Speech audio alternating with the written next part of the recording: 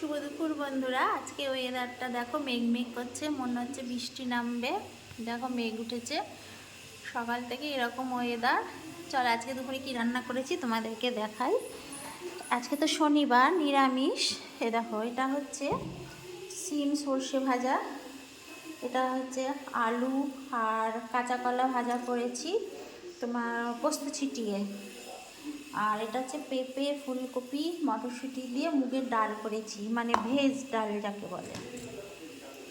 আর এটা হচ্ছে বড়ি আর দেশি টমেটো, বেগুন, মূলো দিয়ে একটা চোখা টক বানিয়েছি। শনিবার তো নিরামিষ, ওই জন্য একটু টক না হলে বা চাটনি হলে ভালোও লাগে না, ওই জন্য এই করেছি। আর সঙ্গে তো ভাত আছে, দেখো ভাতটা সবে নামালাম, এই যে ফেনা গলাতে দিয়েছি। এ হচ্ছে দুপুরের আজকে আমার রান্না। তোমাদেরকে কি রান্না হয়েছে অবশ্যই জানিও।